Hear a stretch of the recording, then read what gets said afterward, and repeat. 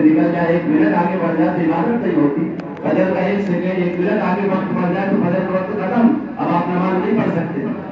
तो उनके निजाम में उनके सब गड़बड़ मसाइल गड़बड़ हो तो फिर बहुत बुरी बात। निकाह के ताल्लुक से, वकील गवाह हजरात के ताल्लुक से भी बहुत मुबालते रहते हैं हमारे यहाँ। इसको भी हम इसको समझते हैं इज्जत, मतलब इज्जत देना। हालांकि इज्जत देने वाला काम नहीं है, ये एक जिम्मेदारी वाला काम है। तो शरई हिसाब से वकील जो है अगर लड़की के वालिद हो या भाई हो और चचा हो, महरम हो, तो सबसे पहला हक तो उसी का। और गवाह भी घर के अफराद हो, करीबी लोग हो, बहुत अच्छी बात है। तो बच्ची सामने आना है और उसको इजाजत देना है, तो बेपर्दगी क्यों हो? होता यह है कि हमारे कोई दोस्त, मतलब कोई महरम भी नहीं, कोई करीबी रिश्तेदार भी नहीं, लेकिन वो चूंकि हमारे दोस्त हैं, अरे साहब हमारे फला साहब हैं, आपको बना दीजिए, आप गवाह बन जाइए, आप गवाह बन जाइए। इसलिए इसके लिए भी कोशिश करें। ये कोई ऐसा इज्जत, एक दफे तो बाकायदा हम वहाँ गई मस्जिद में निकाह पढ़ाया, तो फिर कटवा के बाकायदा लिखवाया। उनके बहनों नाराज हो गए थे, बोले हाँ वाह इतनी दूर से हमारे और हमारा नाम नहीं रखा उसने वो गवाह में। फिर कटवाया, कटवा के फिर उनका नाम लिखाया, फिर उसके बाद किसी में बातचीत हुई, तब उनको एहसास हुआ।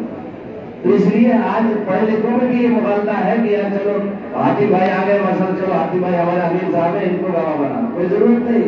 मौलाना हाशिम साहब है, चलो इनको हमारा सलाम साहब है, जामिया उनके जिम्मेदार है, चलो इनको गवाह बना देते। अरे इज्जत देने वाला काम नहीं है, ये जिम्मेदारी वाला काम है। इसलिए रहेंगे इंशाअल्लाह आइंदा इन तमाम चीजों पर भी ध्यान देंगे। महर के ताल्लुक से भी बहुत मुबालता होता है। महर न बहुत ज्यादा मांगना सुन्नत है, न बहुत कम, दरमियानी जैसी हैसियत हो, आसानी के साथ अदा किया जा सकता है। वो औरतें कहेंगे हमारे अल्लाह का शुक्र है आपके यहाँ तो बहुत देने वाले, तो 5 लाख रुपए 10 लाख रुपए ऐसा महर मांगते हैं। और दिमाग में पहले से ही होता है इतना महर मांगते हैं कि तुम्हें सोचने पे मजबूर हो जाए, पहले से नियत गड़बड़ है। महर आसानी के साथ अदा किया जा सके, ये सुन्नत। यही खुलासा है तमाम हदीसों का। न बहुत ज्यादा मांगना है, न बहुत कम, की उसकी कोई हैसियत नहीं है। जैसे बात बरादरी लेवल पे तय कर देते हैं पहले, बात जगह था कि 500 रुपए से कोई ज्यादा नहीं मांग सकता, वो भी गलत है। बरादरी लेवल क्या चीज है? सुन्नत असल है। बरादरी उसी दायरे में बरादरी को कंट्रोल करे तो अल्लाह के प्यारे हबीब सल्लल्लाहु अलैहि वसल्लम का तरीका। अब माशाअल्लाह बार लोग कहा गया तो बरादरी के चौधरियों ने इस पर गौर किया, फिक्र किया, तो वो निजाम उसी हिसाब से आ गया कि कम से कम हनफी मसलक में तो 10 दिरहम कितना होगा? 10 दिरहम आज के जमाने 4,500 रुपए, 4,500 रुपए तो कम से कम है होना। 10 दिरहम कम से कम 10 दिरहम अशहदु दराइम आया का कम माल। तो इस तरह से मेरे भाई बुजुर्गों दोस्तों, महर के ताल्लुक से भी, खाने के ताल्लुक से भी बात चीजें देखने में आई हैं कि खाने में हम दस्तरखान बिछा के खाते हैं, लेकिन हमारे जो खिलाने वाले साथी हैं वो अपने चप्पल और जूतों की हिफाजत के डर से वो चप्पल जूते पहने बिल्कुल वहीं घूमते हैं। अब ये कपड़े पहने मौलाना पहले सब लोग बैठ के वहाँ खाना खाएंगे, आप चप्पल के साथ गुजर गए हैं। अब आपके जूते और चप्पल में गंदगी लगी थी, वहीं हम लोगों ने खाना खाया, भी इसी हमने नमाज पढ़ाई आपकी। अब ना आपकी नमाज ना हमारी नमाज हो गया, उसमें कहीं 1 रुपये से ज्यादा लग गया है, अब कोई ठिकाना है। तो इसलिए खिलाने वाले साथी, उनसे हमारी दरखास्त है, अगर जूते चप्पल गुम होने का खतरा हो तो 20-25 जोड़ी छोटे छोटे, मतलब कम खर्चे वाली चप्पल दे दो उनको कि आप यहाँ नई चप्पल पहने।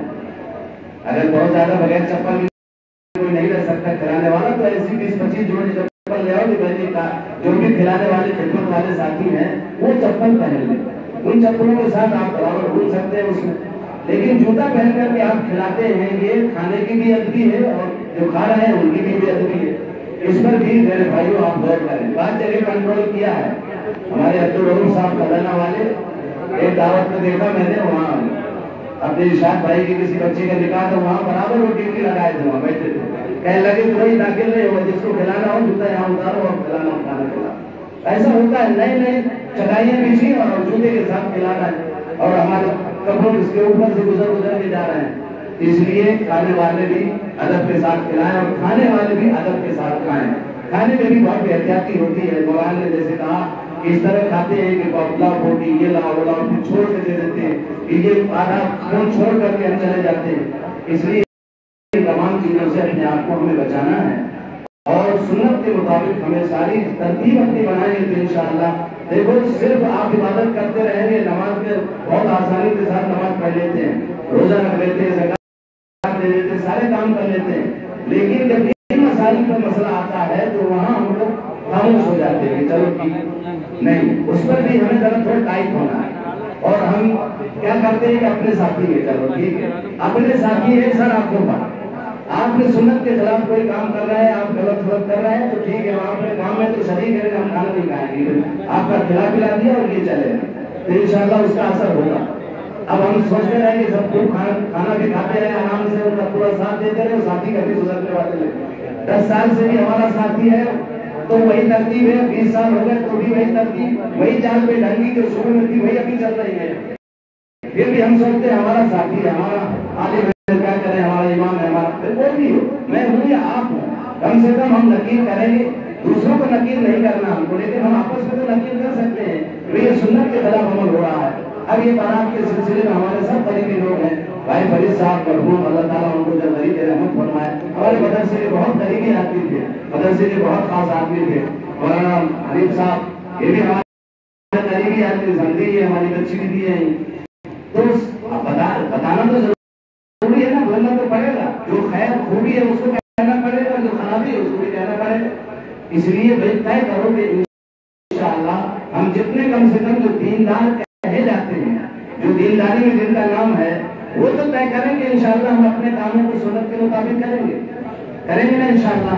اللہ تعالیٰ ہم سب کو عمل کی توفیق نصیب فرمائے، وآخر دعوانا الحمدللہ رب العالمین۔ اب میں مولانا محمود صاحب سے درخواست کرتا ہوں کہ حضرت تشریف لائیں اور اپنے ناصحانہ کلمات سے ہم تمام سامعین حضرات کو مستفیض فرمائیں۔